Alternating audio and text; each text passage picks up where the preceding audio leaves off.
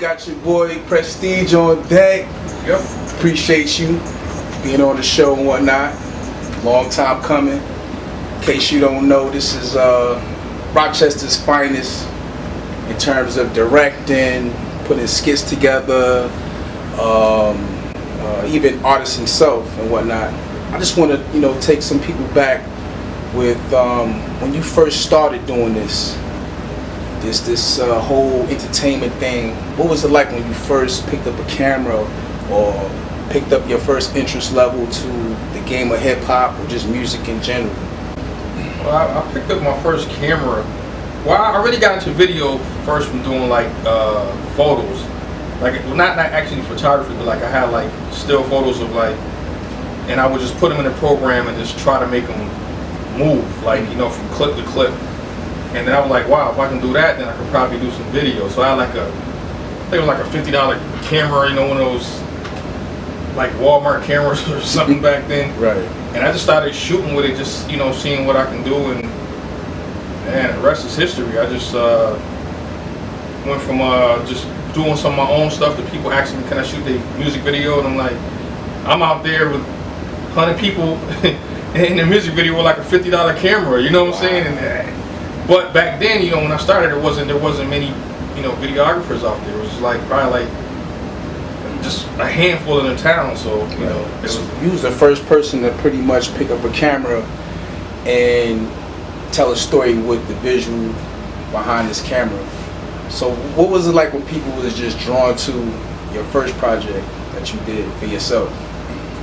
I mean, I was actually surprised, because a lot of stuff that I think of and I want to do, I don't think people will catch on to, or they might think it's weird. You know what I'm saying? Like I do a lot of stuff that's like left field instead of where everybody else is going. So I try to do something different. I'm like, but I'm doing it for me. Right. But I'm thinking like nobody gonna understand. They're not gonna catch on to it. They're not gonna be, and I'd be surprised. This is beautiful. I love the art. And I'm like, what? You like this? I'm filming some flowers and right. Some clouds, and it's just it's confined when you're in a town where some things are so much cluttered, but it seems like you open up a lot of doors visually with your camera work. And when you do take pictures of flowers and so forth, how peaceful is it, to just go through those journeys of just finding awkward things to shoot and whatnot, and bring it back to your audience for them to tap into? I mean, it's beautiful. It's no secret. I put it out there for the world. That I suffer with anxiety and depression.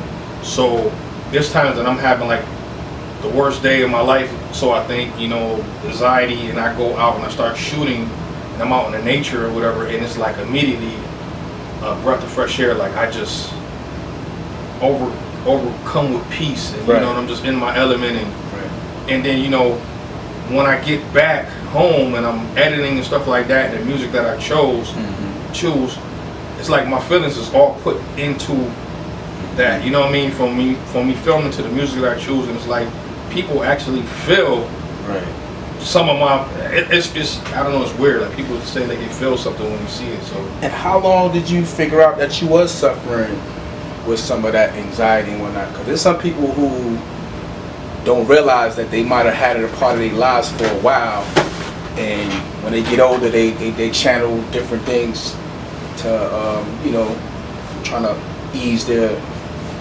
moods with it. Like how did you figure out how to channel that energy? Well, I've been I'm 42 now. I'm old man, but I started noticing certain stuff in my life when I was around 15, 16 years old, but I didn't know what it was. It wasn't as frequent. But when I was 20, around 2021, that's when I got diagnosed with like anxiety and stuff. And it's just been a rocky road.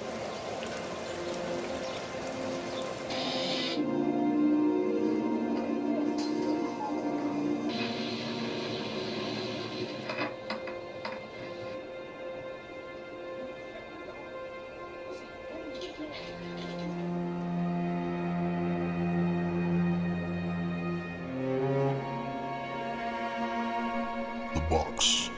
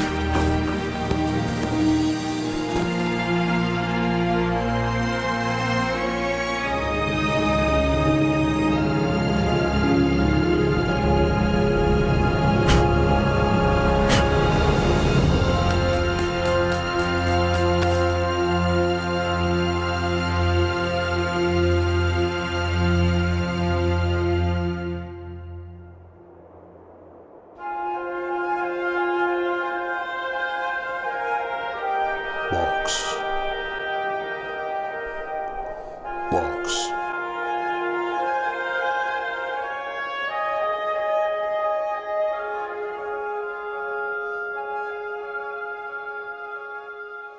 it tough with the business creating with that, knowing that? Very tough. There's sometimes, I get hired for jobs and it's like, man, I don't even know how I'm going to get there today. You know what I'm saying? Right. I don't even know. I just want to just crawl under a rock and just not deal with it. But, that's not an option. Right. So I push through it and, just got to keep going.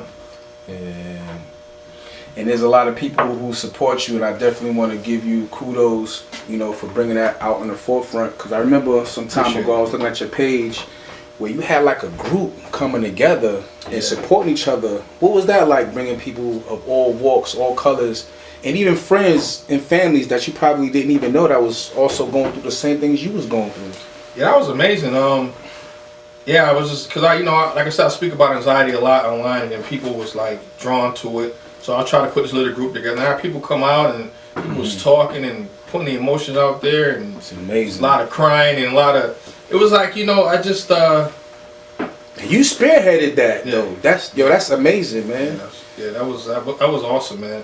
I think that's something that we deal with, that in our black community mostly. A lot of people don't want to deal with their anxiety or depression or their emotions. Right. They don't want to deal with emotions, so it's not like a manly thing to do. They don't want to talk about it. Yeah, and I think that's the cause for a lot of situations, like why people are going to jail and prison and stuff like that as well, because they don't know how to talk about it. They don't know how to let it out, so they resort to other things, to release it. You know what I'm saying? So I'm very comfortable with myself, my manhood, and everything like that. Like I'm no less than a man to have anxiety or depression. I mean, I didn't ask for it. So. Right.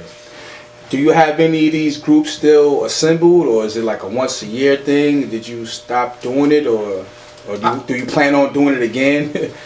I kind of thought about I want to do it again, but now it's going to be a little hard during this time. Of course. But what happened was I had like tons of people, how it is, tons of people said, I want to come. We had like hundreds of people say they're going to come. The first time, I had a nice little turnout, not nowhere near all the people that said they was going to come. Right. Second, third time, started dwindling down, but it was like, people were still coming, but I was like, I kind of got discouraged, like, you know what, man, maybe this ain't it, but it's one of the things I sort of stuck with, because by the day it probably just been, bigger, probably could even save some lives, That's what's up. I think you did. I think any little bit helps. I bet you would be surprised that little bit of time that you did spend doing that function, I bet you did change someone's lives. And if you was to revisit that, I guarantee you the support system would be definitely different. But man, once again, man, I commend you for doing that. Maybe you could do it once a year or something. Right. You know what I mean? Just or something. But I shout out to all of the people who even came out and expressed themselves, because along the lines, I have issues with dealing with certain people too, and you don't realize that until you're around a lot of people or when you're by yourself, because how they say, you could be a room full of people but still feel alone. Yeah, all the time. You know what I'm saying?